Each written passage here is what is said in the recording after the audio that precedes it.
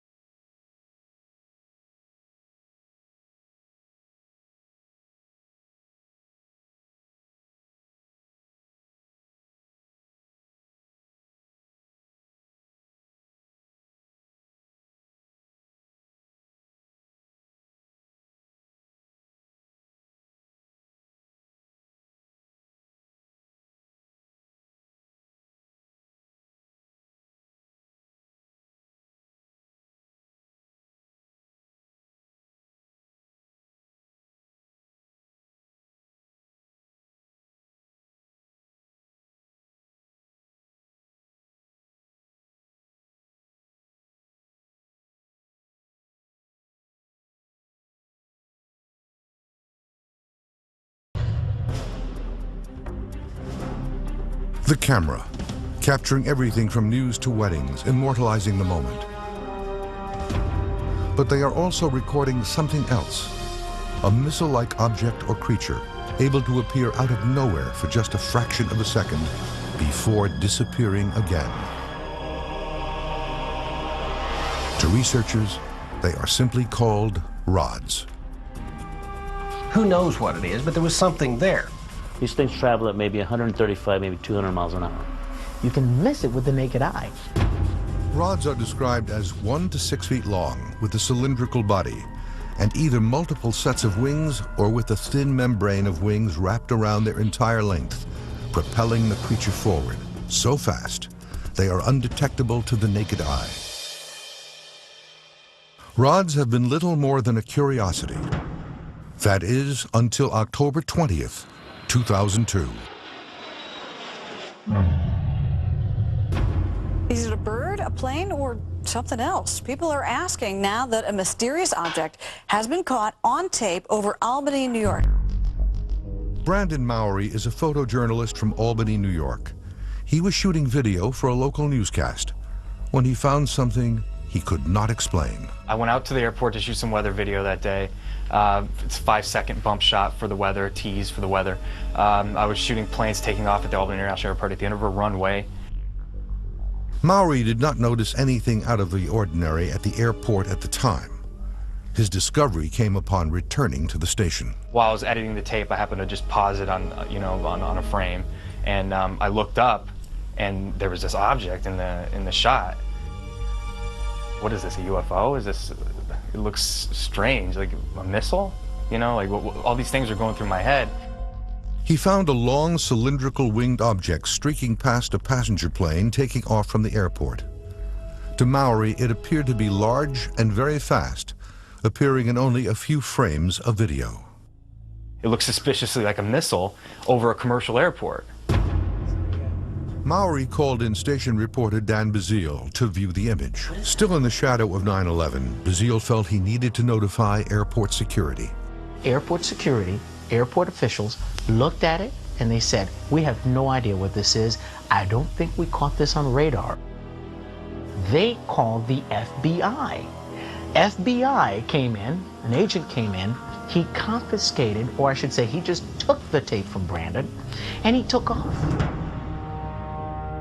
There may be good reason for the FBI's interest. It appears again in 2003 over Baghdad, moments after a giant explosion rocked the city. And in this video, a rod appears to fly past a Swedish tank at a test firing range. There are a surprising number of rods found in and around military operations or where aircraft are seen, leading some to theorize rods may be connected to secret military weapons. I believe it was something classified that the government doesn't want us to know about. It's flying up in the sky. They didn't want us to know about it, and they took that tape. They don't want us to know. So I'm thinking this was some sort of test. To this day, Brandon has stuck to his story, and the FBI considers the case open and would not comment on its findings.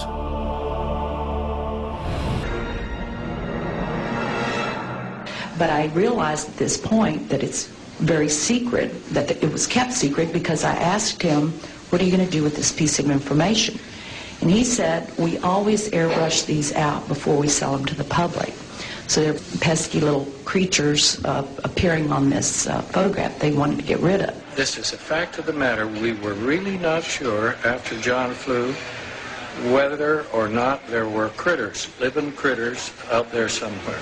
Critters that were captured by NASA on that mission, the STS-75, in 1996. In all my considerable experience of the entire UFO scenario, I have never seen and never expected to see footage like that. And least of all did I expect to see it on film or tape that had been exposed by the government in a NASA mission. The shuttle Columbia in this mission was equipped with a very sophisticated and expensive ultraviolet camera. It was sensitive to the near ultraviolet. And when they were up at 300 miles above the atmosphere, they launched from the Columbia a small satellite with a tether. Not long after it was launched from the Columbia, the tether broke. We'll record steadily the whole break and coil back to the tether. Copy, Claude. Here we go. Again, this is a view of the satellite. Well, if it had to break, it did it in the right place. And you see on this astonishing film, you see the satellite go drifting far astern of this orbiting Columbia. The tether, which is 12 miles long, straightens out into a long white line, which you can see as plainly as could be. Columbia and the satellite now 77 nautical miles apart. Now, while this is all going on, a whole covey of UFOs, perhaps 36 of them, manifest to this ultraviolet camera, and they begin moving around, circulating, looking for all the world like something in an aquarium tank. The satellite, again, just moving into sunrise. Now, Houston, of course, down on the ground, is getting this feed from the Columbia, and they ask the astronauts in the shuttle, what can they see? What is it they can see? Guys getting the image? Franklin, we see a long line, a couple of star-like things, and a lot of things swimming in the foreground. Can you describe what you're seeing? Well, the long line is a tether, and there's a little bit of debris that kind of flies with us. It is like a brilliant white bar. It looks like a neon sign, and it's 12 miles long. Now, what this does is give you a sort of cosmic ruler by which you can get an idea and an estimate of the diameter of the UFOs that are flitting around down there. Now, when you see them go behind the tether, that means that you can use that tether like a ruler to measure their diameter. And those things that are down there going behind the tether are between 2 and 3 nautical miles in diameter. One of the things you see over and over again is you see UFOs materialize into the ultraviolet while you watch. You see them come from out of nowhere to the point where they are returning a response to the camera. You also see them dematerialize while you have them under observation. There's 2 of the central things that have gone on with UFOs since day one: materialization and dematerialization. It's going on in this film, 300 miles above the Earth, photographed by your government with your astronauts superintending the whole thing. Completely unzoomed, and you see the full extent of the tether. Columbia, Houston, that's a much better view, a lot more contrast.